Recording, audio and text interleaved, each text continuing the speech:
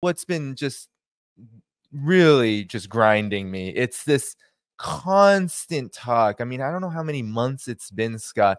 It's been since the beginning. What am I saying? It's been since the beginning of the day after October 7th, Israel, when Hezbollah decided to come in solidarity with the Palestinian resistance. Israel has been saying, we're gearing up for a military operation. We're gearing up to fight Hezbollah.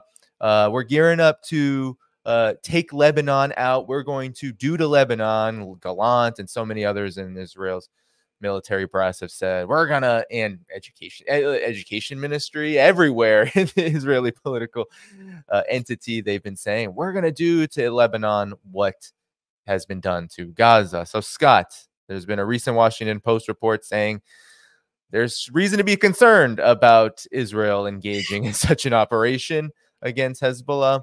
What is your take on the state of Israel's overall, I say, war regime, so to speak, as it continues on in Gaza and threatens war with Hezbollah, which is by many degrees more powerful, more formidable than the Palestinian resistance? And then, you know, there's all of the other resistance that is happening in the region.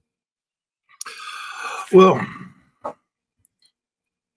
first of all, Israel and Hezbollah have been hooking and jabbing for some time now.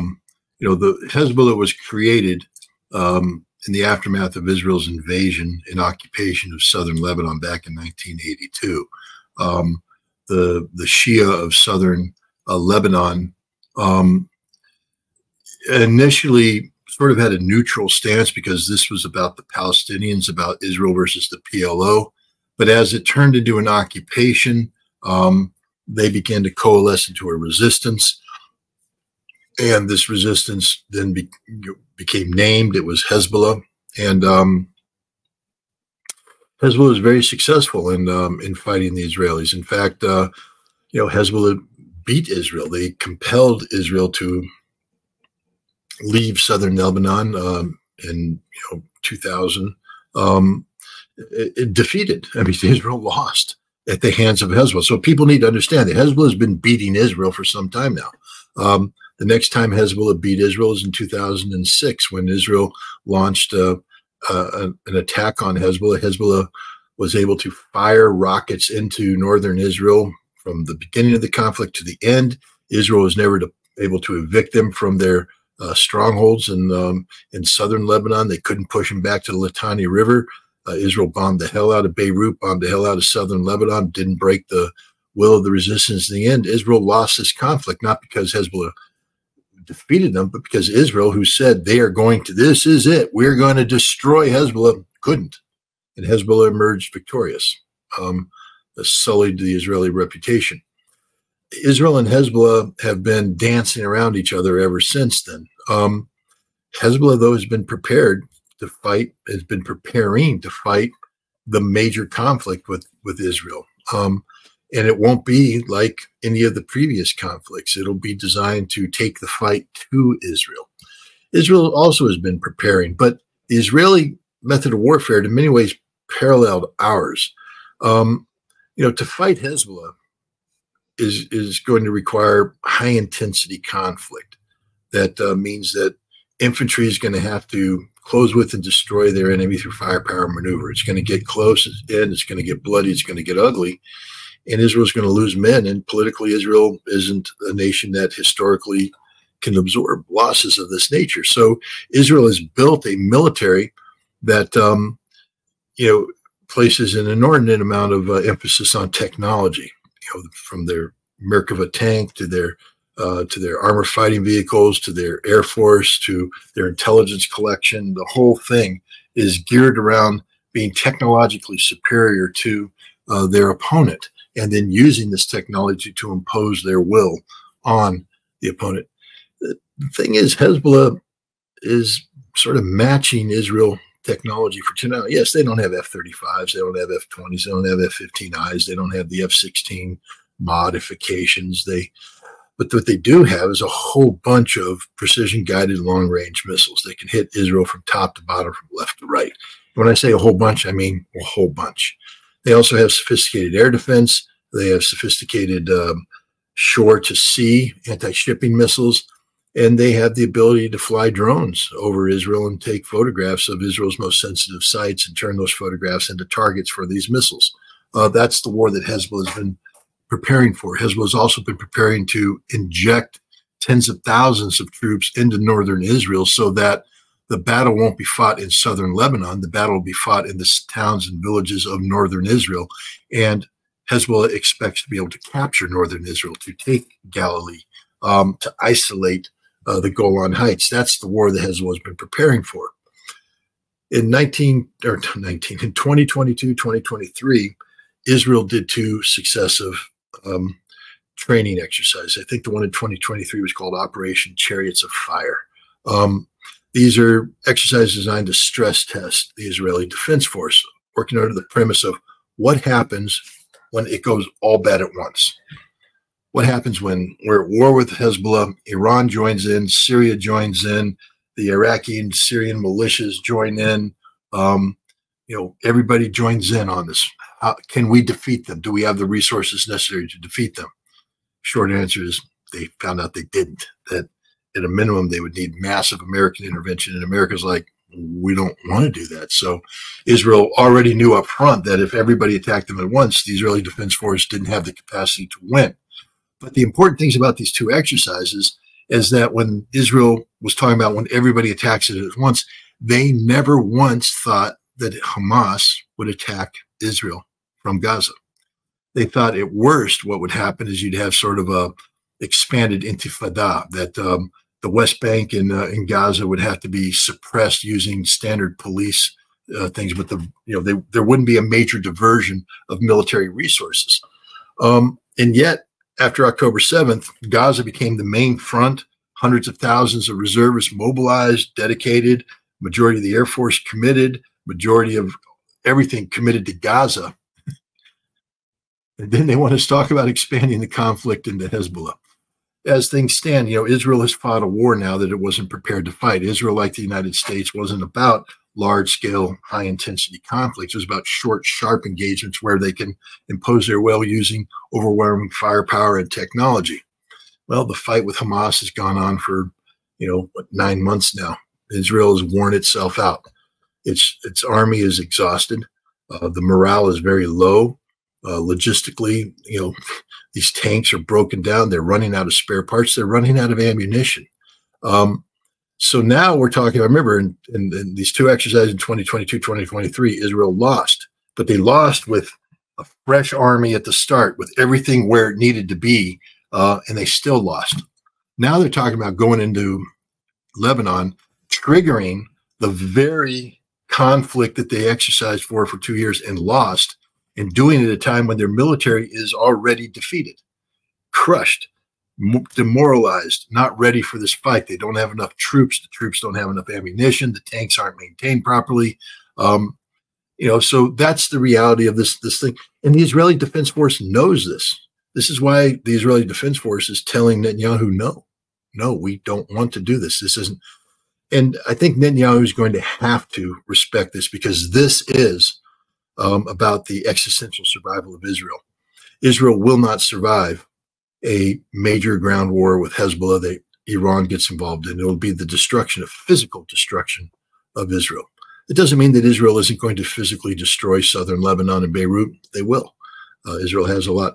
But this is going to be a war of attrition fought on a scope and scale that's never been seen in the Middle East before, with a level of intensity that are orders of magnitude above this. The violence will be horrific.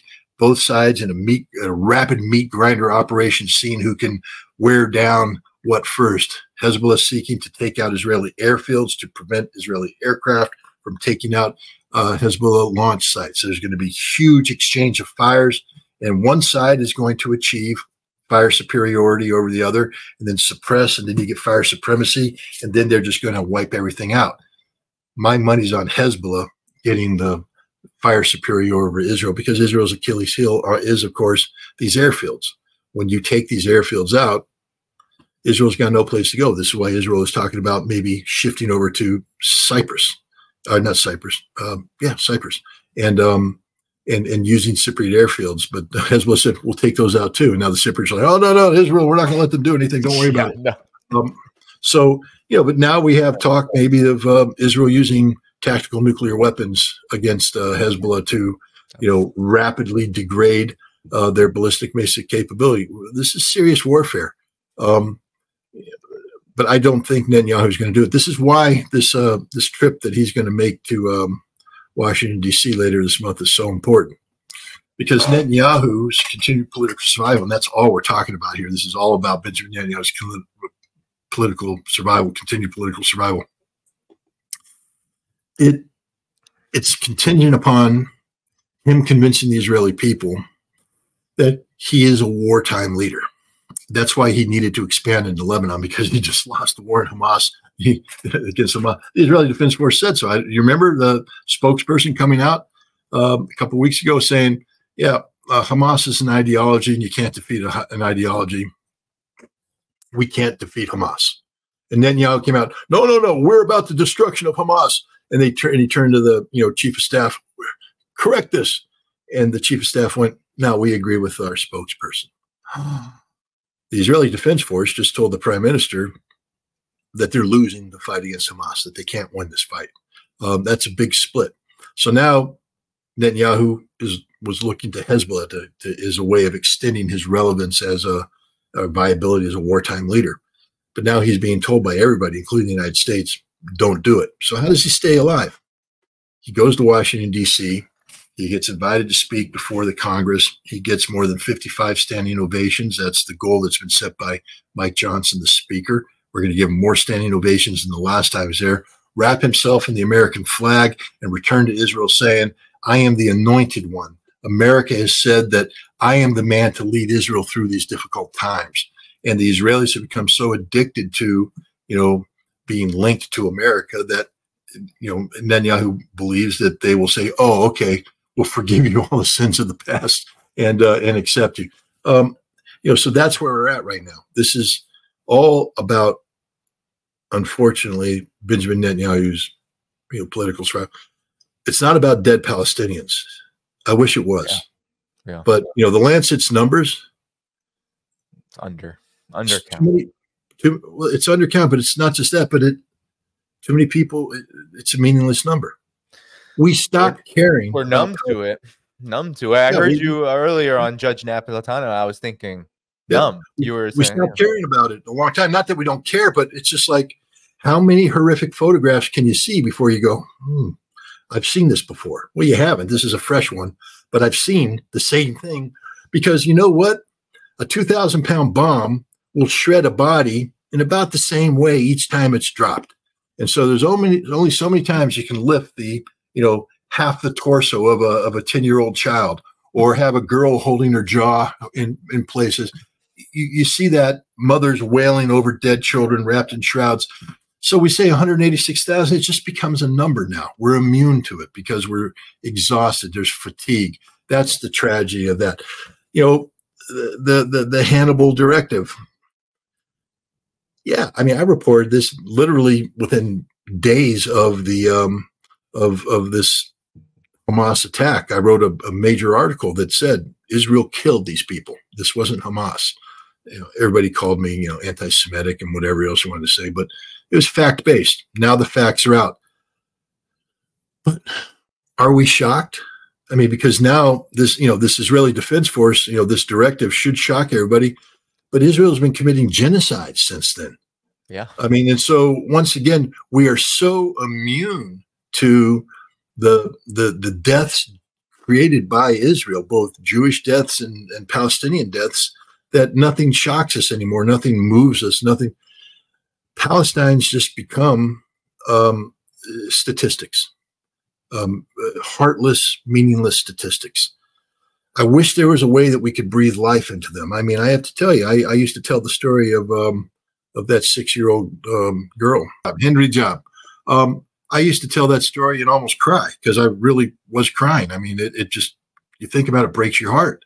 A 6-year-old girl in a car begging for help, being machine gunned by tanks as they approach. I mean, the fear that was going through her at that time. I mean, my God. you know, you get emotional just thinking about it. But how many times now? How many hens have there been?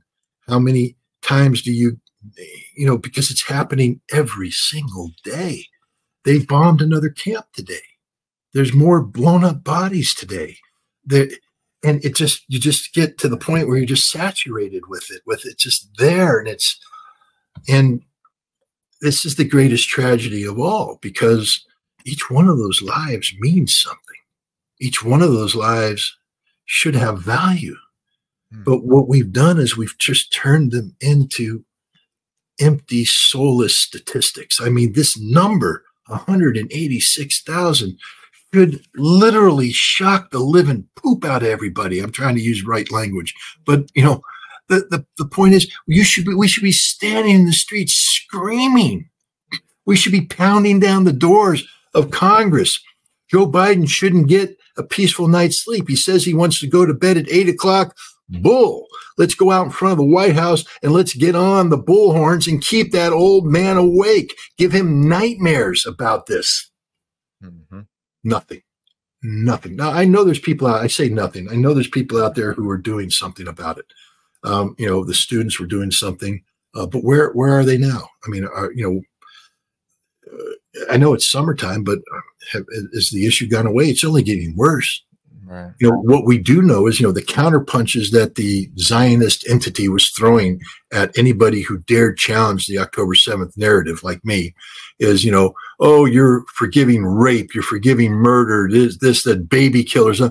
It's all a lie. Everything Israel says is a lie.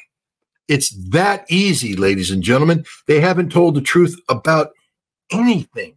Officially, the Netanyahu government. You have individuals in the system that will come out and say the truth, but the government hasn't. And the American establishment likewise hasn't told the truth about anything. I don't know how many times I have to hear liars say, I've seen the movie and it moved me. I saw the death of the raped women, the dead babies. You didn't see anything. You're making it up because we know it's a lie. We know it's a lie. Oh, they massacred those poor people at that outdoor music festival. Yeah, they did. They being the IDF, we now know it. It's not a question. Hamas did not kill those people. We now know, and Israel, Haaretz has acknowledged it. It was the IDF that came in, exercising the Hannibal Directive, that slaughtered those people. And here's the other thing that nobody's talking about, Danny. They knew that attack was coming. Right. The Israeli intelligence services had been tracking this for some time now. The decision makers, the local area commanders, the division commander, why in God's name did you sign off on a music festival adjacent to Gaza when you knew the date of the Hamas attack? Why would you allow them to be out there on the day that Hamas is coming across the border? I mean, this is, the Israelis are incompetent. They're liars. They haven't told the truth about anything. These women were not raped. These babies were not beheaded, but they were murdered. They were slaughtered by the Israeli Defense Force. All those stories that were told about the hostages, remember when they came out, it was, oh, the hostages were released. And then they put the camera in front of them, the microphone. Yes, and they would start talking about how well they were. As we're being driven into Gaza, the helicopters are shooting at us, killing my people. You know, or we're in the kibbutz negotiating with the Israeli forces, and suddenly the tanks open up and kill everybody. I was the only survivor, and you're sitting there listening, going, "Hey guys, why aren't you paying?" And they're like, "No, Hamas is murdering, raping, killing babies, ripping heads off, doing horrible things." Did Hamas kill innocent civilians on October 7th? Yes. I've seen the videos. I'm sure you have too, Danny. Bad things happened. They launched a military raid. Let me just tell you right now, when we, the United States of America, moved into Germany, study the Battle of Aachen, study some of the other battles as we started to take German towns. Look at how we fought. We'd enter buildings, and we would just clear, because by that time, we just didn't care anymore. Our soldiers were exhausted. The war was coming in. They'd kick down a door, come up a hallway, go into a room, throw a grenade, enter, shoot, shoot, shoot, shoot. Family of 7 dead. They didn't care. They were damn Germans. It didn't matter. They go on and they clear every building. They killed a whole bunch of Germans that way. Is it the right thing to do? No, it's horrible, but it's war. Hamas launched an attack, an audacious attack that required them to seize specific terrain features, including crossroads. So they set up a roadblock and they have to assert their authority. Cars come into that roadblock, they open fire on the cars and they kill what's ever in the car. Some of them are civilians. You know, Marines did it in Iraq. How many Marines were at checkpoints, and as Iraqi families were fleeing the fighting, came up to the checkpoint too fast, and the Marines opened up and killed everybody inside the car? Not because they're evil, because it's war, because bad things happen to civilians in wartime. They're the most vulnerable segment of society. They get caught in there. Hamas came in and killed some civilians. There's no doubt about it. But the level of death and destruction that Hamas inflicted on Israel pales into insignificance compared to the level of death and destruction wrought by the IDF on their own people, the people they're supposed to protect. They killed them because they didn't want them to be taken prisoner by Hamas. That's the truth. The IDF slaughtered those party goers at that outdoor festival. They slaughtered the people in the kibbutz, slaughtered them, straight up slaughtered them. And that's the truth. Thank you for tuning in to my latest video. I appreciate all of your support. This channel, however, needs your help. I am seeking to make this channel more sustainable in the long term and upgrade necessary equipment to ensure that this work continues onward and makes progress to give you all of the geopolitical analysis that you all deserve. For that reason, I'm asking you to become a member of my Patreon community at patreon.com/DannyDhaiphong. You can find that link in the video description or in the pinned comment below. For whatever amount you choose to give, just know you are supporting independent media that you can't find anywhere else. Thank you so much, and I look forward to the next video.